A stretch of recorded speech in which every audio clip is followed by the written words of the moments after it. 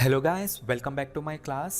So ಇವತ್ತಿನ ಕ್ಲಾಸ್ನಲ್ಲಿ ನಾನು ನಿಮಗೆ ಕೆಲವು ಅಡ್ವಾನ್ಸ್ಡ್ ಸ್ಪೋಕನ್ ಇಂಗ್ಲೀಷ್ ಸೆಂಟೆನ್ಸ್ಗಳನ್ನ ಹೇಳ್ಕೊಡ್ತಾ ಇದ್ದೀನಿ. ತುಂಬ ಯೂಸ್ಫುಲ್ ಆಗುತ್ತೆ ಆ್ಯಂಡ್ ಇವೆಲ್ಲ ನಿಮಗೆ ಡೈಲಿ ಲೈಫ್ನಲ್ಲಿ ಹೆಲ್ಪ್ ಆಗುವಂಥವೆ. ಸೊ ಈ ವಿಡಿಯೋ ಎಂಡ್ವರೆಗೂ ನೋಡಿ ಆ್ಯಂಡ್ ನೀವೆಲ್ಲ ವೀಡಿಯೋಸ್ನ ಸೀರಿಯಲ್ ವೈಸ್ ನೋಡ್ಕೊಂಡು ಬನ್ನಿ, ರ್ಯಾಂಡಮ್ ಆಗಿ ನೋಡಬೇಡಿ. ಯಾಕೆಂದರೆ ಪ್ರತಿ ಕ್ಲಾಸ್ ಅದರ ಹಿಂದಿನ ಕ್ಲಾಸ್ಗೆ ಲಿಂಕ್ ಇರುತ್ತೆ. ನನ್ನ ವೀಡಿಯೋಸ್ನೆಲ್ಲ ನೋಡಬೇಕಂದ್ರೆ ಕೆಳಗಡೆ ನನ್ನ ಚಾನಲ್ ನೇಮ್ ಕ್ಲಿಕ್ ಮಾಡಿ ಅಲ್ಲಿ ಪ್ಲೇ ಲಿಸ್ಟ್ ಓಪನ್ ಮಾಡಿ, ರೈಟ್?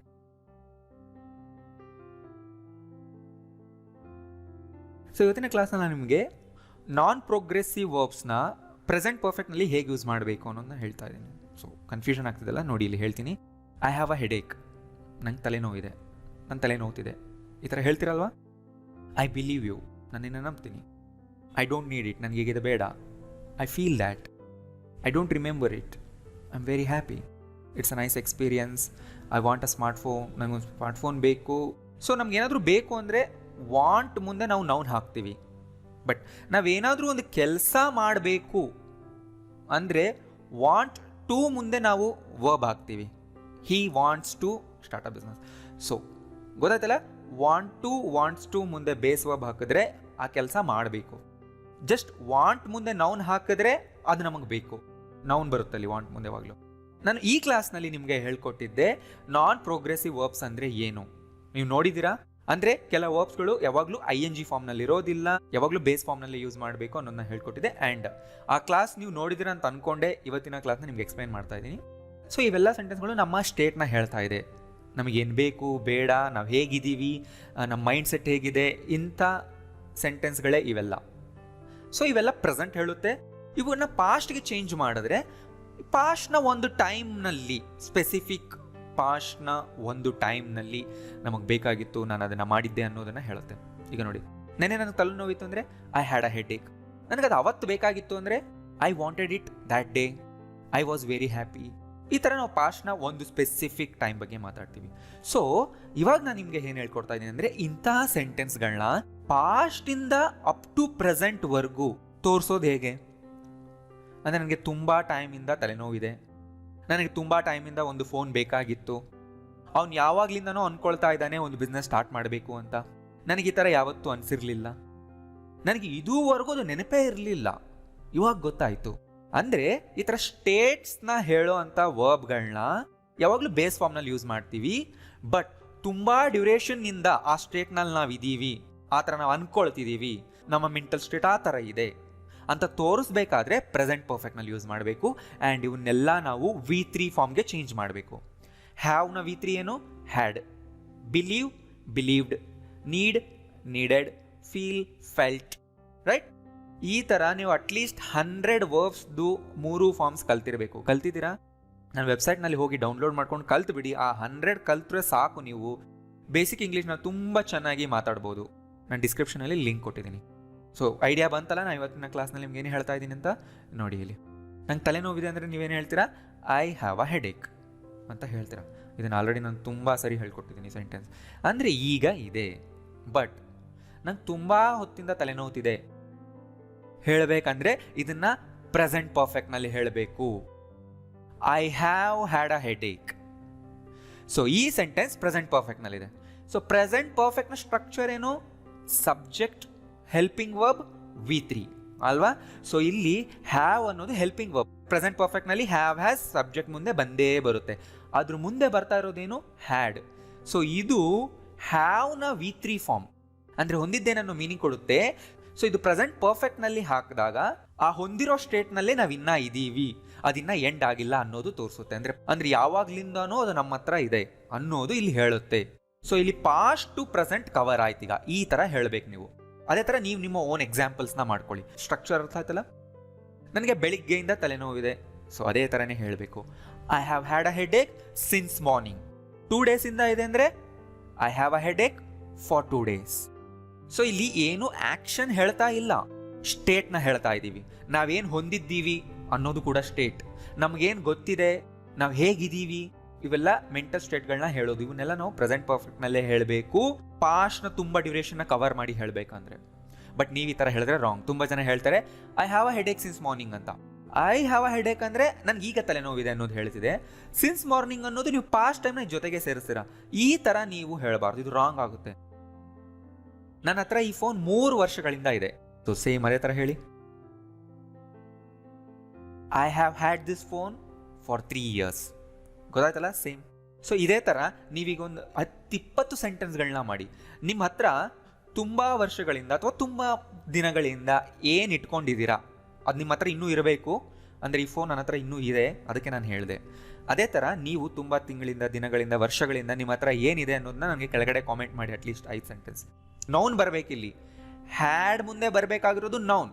ನೋಡಿ, ಹೆಡ್ ಏಕ್, ಫೋನ್, ಮತ್ತೆ ನೀವು ವರ್ಬ್ ಹಾಕಬೇಡಿ. ಆಲ್ರೆಡಿ ಹ್ಯಾಡ್ ಅನ್ನೋದೇ ಇಲ್ಲಿ V3 ವರ್ಬ್. ನನಗೆ ಕೆಲವು ಪ್ರಾಬ್ಲಮ್ಗಳಿವೆ ಅಂದರೆ I have some problems. Present ಬಗ್ಗೆ ಮಾತಾಡ್ತೀವಿ. ನನಗೆ ತುಂಬ ಪ್ರಾಬ್ಲಮ್ಸ್ಗಳಾಗ್ತಾ ಇದೆ ಅನ್ಬೇಕು. ಸ್ಪೋಕನ್ ಕನ್ನಡದಲ್ಲಿ ನಾವು ಇದೇ ಥರನೇ ಮಾತಾಡ್ತೀವಿ ಅಲ್ವಾ. ನನಗೆ ತುಂಬ ಪ್ರಾಬ್ಲಮ್ಸ್ಗಳಾಗ್ತಾನೇ ಇದೆ, ಯಾಕೋ ಗೊತ್ತಿಲ್ಲ. ಸೊ ಈಗ ಏನಾಯಿತು, ಪಾಸ್ಟ್ನ ಒಂದು ಟೈಮ್, ಯಾವುದೋ ಒಂದು ಟೈಮ್, ಅನ್ನೋನ್ ಟೈಮಿಂದ ಇವಾಗವರೆಗೂ ನನಗೆ ಪ್ರಾಬ್ಲಮ್ಸ್ಗಳಾಗ್ತಾನೆ ಇದೆ ಅಂದರೆ ಈ ಥರ ಸೆಂಟೆನ್ಸ್ನ ಮತ್ತೆ ಅಗೇನ್ ನಾವು ಪ್ರೆಸೆಂಟ್ ಪರ್ಫೆಕ್ಟ್ನಲ್ಲೇ ಹೇಳಬೇಕು. ಅವಾಗ ನೀವು ಅನ್ನಿ, I have had many problems. ಅಂದರೆ ಇನ್ನೂ ಪ್ರಾಬ್ಲಮ್ಸ್ಗಳು ನನಗೆ ಆಗ್ತಿರೋದು ಎಂಡ್ ಆಗಿಲ್ಲ, ಈಗಲೂ ಆಗ್ತಾನೆ ಇದೆ ಯಾವಾಗ್ಲಿಂದನೋ. ನೀವು ಟೈಮ್ನ ಬೇಕಿದ್ರೆ ಮೆನ್ಷನ್ ಮಾಡಿ, ಮೇಲ್ ತೋರಿಸಿರೋ ಥರ. ನನಗೆ ಆಗಾಗ ಪ್ರಾಬ್ಲಮ್ಸ್ಗಳಾಗ್ತಾನೇ ಇರುತ್ತೆ. I have often had problems. ಗೊತ್ತಾಯ್ತಲ್ಲ. ಸೊ ಇಲ್ಲಿ ನೋಡಿ, ಹೆಲ್ಪಿಂಗ್ ವರ್ಬ್ ಜೊತೆ ಮೇನ್ ವರ್ಬ್ ಸೇರ್ಕೊಂಡಿದೆ. ಪ್ರೆಸೆಂಟ್ ಪರ್ಫೆಕ್ಟ್ನ ಸ್ಟ್ರಕ್ಚರ್ ಇದು. ಇಲ್ಲಿ ಹ್ಯಾಡ್ ಮುಂದೆ ನೌನ್ ಬರಬೇಕು. ನೀವೆಲ್ಲ ಹಳೆ ವಿಡಿಯೋಸ್ ನೋಡಿದರೆ ಮಾತ್ರ ಕ್ಲಿಯರ್ ಆಗುತ್ತೆ. ನೀವು ಫಸ್ಟ್ ಟೈಮ್ ಇದೇ ವಿಡಿಯೋ ನೋಡ್ತಿದ್ದೀರಾ ಅಂದರೆ, ರ್ಯಾಂಡಮ್ ಆಗಿ ನೀವು ನೋಡ್ತಾ ಇದ್ದೀರಾ ಅಂದರೆ ನಿಮ್ಗೇನೂ ಅರ್ಥ ಆಗಲ್ಲ. ನನಗೆ ಈವರೆಗೂ ಎಕ್ಸ್ಪೀರಿಯನ್ಸ್ ಚೆನ್ನಾಗಿದೆ. ಹಾಂ, ಇದು ಯಾವಾಗ ಹೇಳ್ತೀವಿ ಅಂದರೆ, ನೀವೆಲ್ಲಾದರೂ ಒಂದು ಕಡೆ ಹೋಗಿದ್ದೀರಾ, ನೀವು ಯಾವುದೋ ಒಂದು ಕೋಚಿಂಗ್ ಕ್ಲಾಸ್ನಲ್ಲಿ ಏನೋ ಕಲಿತಾ ಇದ್ದೀರಾ ಅಥವಾ ಎಲ್ಲೋ ಕಾಲೇಜ್, ಅಲ್ಲಿ ಯಾರೋ ನಿಮಗೆ ಕೇಳ್ತಾರೆ, ಹೇಗಿದೆ ಇಲ್ಲಿ ಕೋರ್ಸ್ ಅಥವಾ ಈ ಶೋ ಹೇಗಿದೆ ಅಂತ ಕೇಳ್ತಾರೆ. ಅವಾಗ ನೀವು ಹೇಳ್ತೀರಾ, ಹಾಂ ಚೆನ್ನಾಗಿದೆ, ಇಲ್ಲಿವರೆಗೂ ನನಗೆ ಚೆನ್ನಾಗಿದೆ ಎಕ್ಸ್ಪೀರಿಯನ್ಸ್ ಅಂತ. ಅಂದರೆ ನೀವು ಹೇಳೋ ಉದ್ದೇಶ ಏನೋ, ನಾ ಬಂದಾಗಲಿಂದ ಇಲ್ಲಿವರೆಗೂ ನನಗೆ ಎಕ್ಸ್ಪೀರಿಯನ್ಸ್ ಚೆನ್ನಾಗಿದೆ ಅಂತ. ಸೊ ಪಾಸ್ಟ್ನ ಟೈಮಿಂದ ಪ್ರೆಸೆಂಟ್ವರೆಗೂ ಬಂತಲ್ವಾ, ಅವಾಗಲೂ ಇದೇ ಥರನೇ ಹೇಳಿ, I have had a nice experience so for. ನಿಧಾನಕ್ಕೆ ಅನಲೈಸ್ ಮಾಡಿ. ನನ್ನ ಕಾರ್ ಈ ವಾರ 2 ಸರಿ ಪಂಕ್ಚರ್ ಆಗಿದೆ. ಸೊ ಇಲ್ಲೂ ಕೂಡ ಹ್ಯಾಡ್ ಬರುತ್ತೆ. ಹ್ಯಾಡ್ ಮುಂದೆ ನೌನ್ ಬಂದಿದೆ ನೋಡಿ. My car has had, my ಕಾರ್ಗೆ ಹ್ಯಾಸ್ ಹಾಕ್ಬೇಕಲ್ವಾ, ಹ್ಯಾಡ್ 2 punctures ದಿಸ್ ವೀಕ್. ಅಂದರೆ ಅದು ಹೊಂದಿದೆ, ಆಯಿತು ಅಂತಾನೆ. ಸೊ ಸ್ಪೋಕನ್ ಕನ್ನಡದಲ್ಲಿ ಹೇಳೋ ಥರ ನೀವು ಯಾವತ್ತೂ ಟ್ರಾನ್ಸ್ಲೇಟ್ ಮಾಡಬಾರ್ದು. ಲಿಟ್ರಲಿ ನೀವು ಟ್ರಾನ್ಸ್ಲೇಟ್ ಮಾಡೋಕ್ಕೆ ಹೋದರೆ ನೀವು ಯಾವತ್ತೂ ಟ್ರಾನ್ಸ್ಲೇಟ್ ಮಾಡೋಕ್ಕಾಗಲ್ಲ. ಯಾವತ್ತೂ ಟ್ರಾನ್ಸ್ಲೇಟ್ ಮಾಡಬೇಡಿ. ಟಾಪಿಕ್ ಅರ್ಥ ಮಾಡ್ಕೊಳ್ಳಿ, ಕಾನ್ಸೆಪ್ಟ್ ಅರ್ಥ ಮಾಡ್ಕೊಳ್ಳಿ, ನನ್ನ ಪ್ರತಿ ಕ್ಲಾಸ್ ನೋಡಿ ಬರ್ಕೊಳ್ಳಿ. ನೀವು ಸೆಂಟೆನ್ಸ್ನ ಕ್ರಿಯೇಟ್ ಮಾಡಿ. ಯಾವಾಗಲೂ ನಾನು ಹೇಳೋದಷ್ಟೇ ಎಲ್ಲರಿಗೂ, ಸೆಂಟೆನ್ಸ್ನ ಟ್ರಾನ್ಸ್ಲೇಟ್ ಮಾಡಬೇಡಿ, ಇಂಗ್ಲೀಷ್ ಅರ್ಥ ಮಾಡಿಕೊಂಡು ಸೆಂಟೆನ್ಸ್ನ ಕ್ರಿಯೇಟ್ ಮಾಡಿ. ನನಗವನು ಗೊತ್ತು, ಐ ನೋ ಹಿಮ್. ಅಂದರೆ ಈಗ ನನಗವನು ಭಾಳ ವರ್ಷಗಳಿಂದ ಗೊತ್ತು. ಆವಾಗ ತುಂಬ ಜನ ಹೇಳೋದು ನಾನು ಕೇಳಿಸ್ಕೊಂಡಿದ್ದೀನಿ, I know him for many years ಅಂತಾರೆ. ಇದು ಆ್ಯಬ್ಸಲ್ಯೂಟ್ಲಿ ರಾಂಗ್. ಈ ಥರ ಹೇಳಬಾರ್ದು. ಇದನ್ನು ಪ್ರೆಸೆಂಟ್ ಪರ್ಫೆಕ್ಟ್ನಲ್ಲೇ ಹೇಳಬೇಕು. ಅವಾಗ ಅನ್ಬೇಕು ನೀವು, I have known him for years ಅಂತ. ಮೆನಿ ಇಯರ್ಸ್ ಕೂಡ ಹಾಕ್ಕೊಳ್ಳಿ, ಫಾರ್ ಇಯರ್ಸ್ ಅಂದ್ರೂ ಮೀನಿಂಗ್ ಕೊಡುತ್ತೆ. ನೋಡಿ, ಇಲ್ಲಿ ಪ್ರೆಸೆಂಟ್ ಪರ್ಫೆಕ್ಟ್ ಸ್ಟ್ರಕ್ಚರ್ ಫಾಲೋ ಮಾಡ್ತಿದ್ದೀರಾ, ನೋಡ್ಕೋಬೇಕು. ಐ ಹ್ಯಾವ್ ನೋನ್ ಅಂದರೆ ನನಗೆ ಅವನು ಗೊತ್ತಿದ್ದಾನೆ ಬಹಳ ಟೈಮಿಂದ ಅನ್ನೋದೇ ಹೇಳ್ತಿದೆ. ನೀವು ಮುಂದೆ ಟೈಮ್ ಮೆನ್ಷನ್ ಮಾಡಿ. I have known him for years. But ಈ ಥರ ಹೇಳಬಾರ್ದು ಯಾವತ್ತು. I know him for years ಅಂದರೆ ಅಬ್ಸಲ್ಯೂಟ್ ರಾಂಗ್. ಯಾವಾಗಲೂ ಸಿಂಪಲ್ ಪ್ರೆಸೆಂಟ್ನಲ್ಲಿ ನೀವು ಡ್ಯೂರೇಷನ್ ಹಾಕಬಾರ್ದು. ನನಗೆ ಕಿರಣ್ ತುಂಬ ಟೈಮಿಂದ ಗೊತ್ತು. I have known Kiran for a long time ಅಂತನಾದರೂ ಹೇಳಿ. ಸಿನ್ಸ್ ಹಾಕಬಾರ್ದು ಇಲ್ಲಿ. ಡ್ಯೂರೇಷನ್ ಹೇಳುವಾಗ ಸಿನ್ಸ್ ಹಾಕಬೇಡಿ, ಬರ್ಕೊಳ್ಳಿ ಎಲ್ಲಾದರೂ ಒಂದು ಕಡೆ. ಅವ್ನು ಟೀಚರ್ ಅಂತ ನನಗೆ ಗೊತ್ತೇ ಇರಲಿಲ್ಲ ಹೇಳ್ತಿರಲ್ಲ ನೀವು. ಅಂದರೆ ಅರ್ಥ ಏನು, ಈಗ ಗೊತ್ತಿಲ್ಲ ಅಂತಲ್ಲ. ನನಗವನು ತುಂಬ ದಿನಗಳಿಂದ ಪರಿಚಯ ಇದ್ದಾನೆ, ಬಟ್ ಅವ್ನು ಟೀಚರ್ ಅಂತ ನನಗೆ ಗೊತ್ತೇ ಇರಲಿಲ್ಲ. ಈ ಎಂಟೈರ್ ಟೈಮ್ನಲ್ಲಿ ನನಗೆ ಯಾವತ್ತೂ ಗೊತ್ತೇ ಆಗಲಿಲ್ಲ. ಅವಾಗಲೂ ಹೇಳಿ ಪ್ರೆಸೆಂಟ್ ಪರ್ಫೆಕ್ಟ್ನಲ್ಲೇ, I haven't known that is a teacher. That ಅಂದ್ರೇನು ಅಂತ, ಕನ್ನಡದಲ್ಲಿ ಬಂತಲ್ವ ಅಂತ. ಆ ವರ್ಡ್ ಇಂಗ್ಲೀಷ್ನಲ್ಲಿ ದ್ಯಾಟ್. ಈ ಥರ ಹೇಳುವಾಗ ದ್ಯಾಟ್ ಅಂತೀವಿ. I haven't known that is a teacher. He is, be forms ಗೊತ್ತಿದೆಯಲ್ಲ, ಅವನಿಗೆ ಅವಳು ಗೊತ್ತು. He knows her. ಅವನಿಗೆ ಅವಳು 2015 ಗೊತ್ತು. ಅಗೈನ್ ಏನು ಹೇಳಬೇಕು, ಸಿನ್ಸ್ 2015 ಅನ್ನಿ ಅಷ್ಟೇ. He has known her since 2015.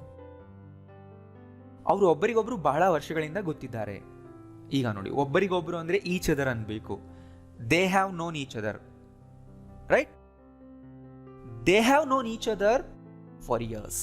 ನೋಡಿ ಇಲ್ಲಿ ಜಸ್ಟ್ ಈಚ್ ಅದರ್ ಅನ್ನೋ ವರ್ಡ್ ಅಷ್ಟೇ ನಾನು ಹೊಸದಾಗಿ ಆ್ಯಡ್ ಮಾಡಿದ್ದೀನಿ. ನಾನು ಚಿಕ್ಕವನಾಗಿದ್ದಾಗಿಂದ ಅವ್ನು ನನಗೆ ಗೊತ್ತು. ಟ್ರೈ ಮಾಡಿ.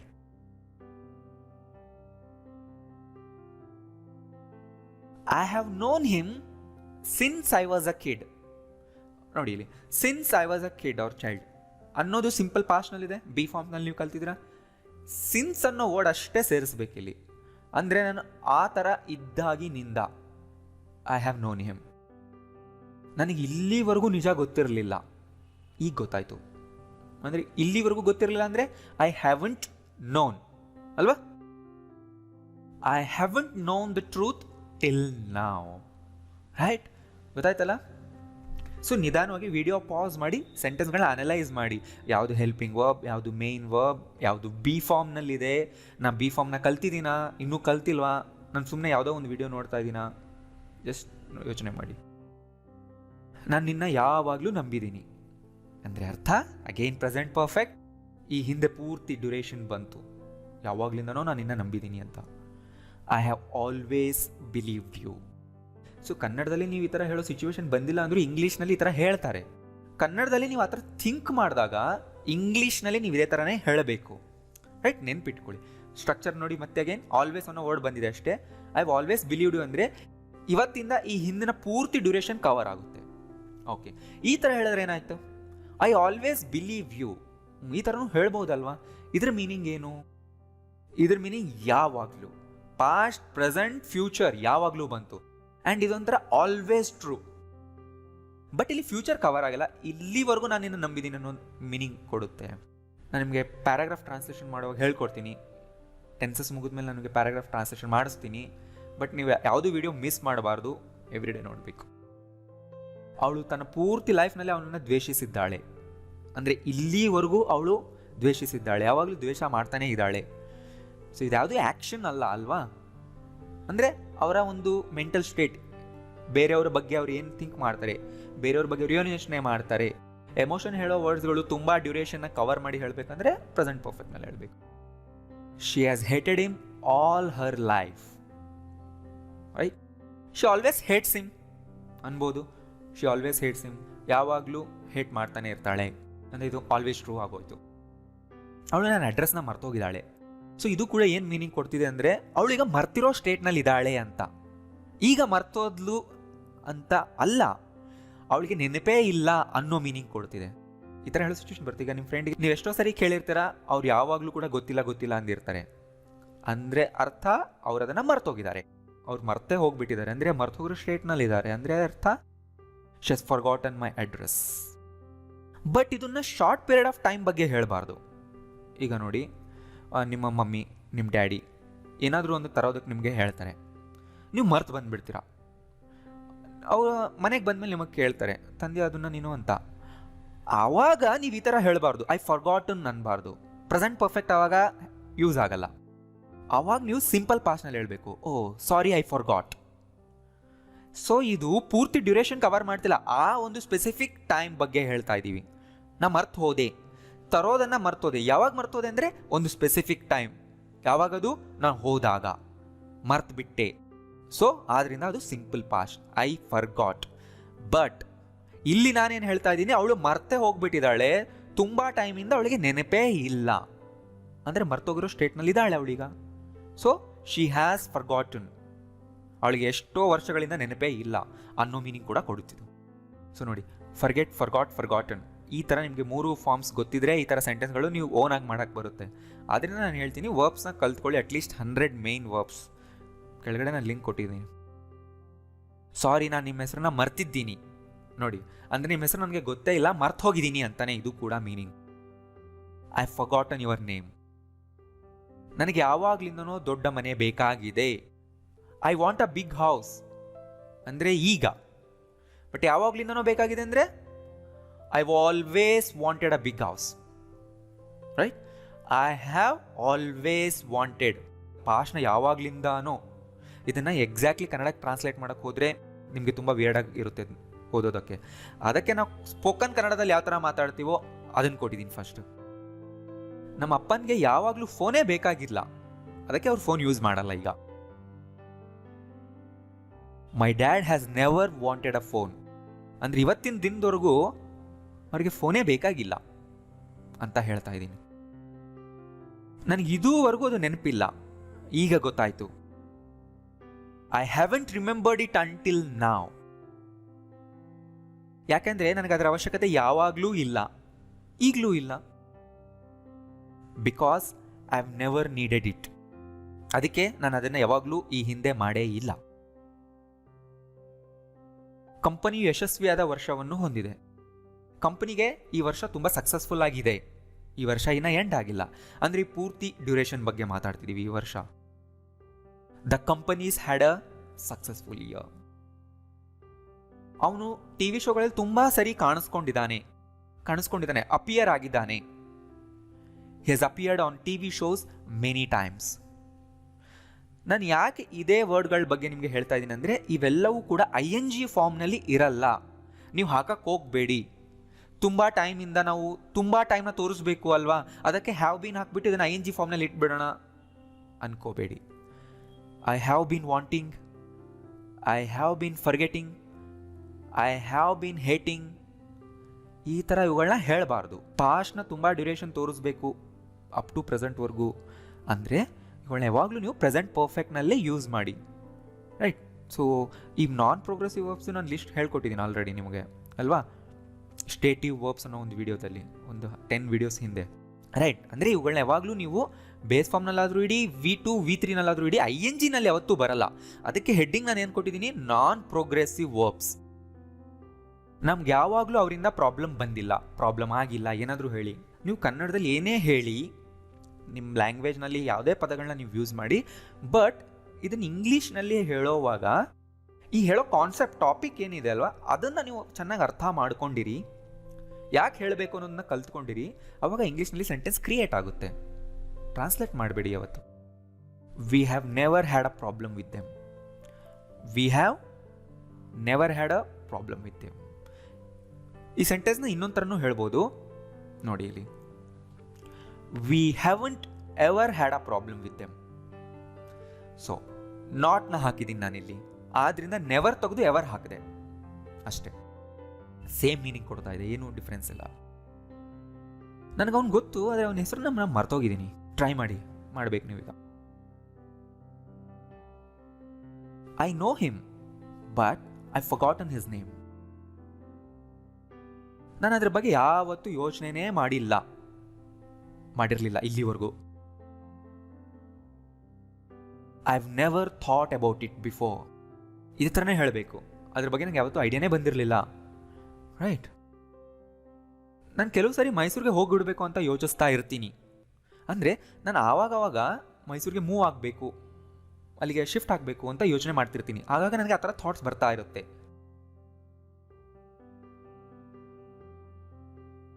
I've sometimes ಅಥವಾ I've often thought of moving to Mysore.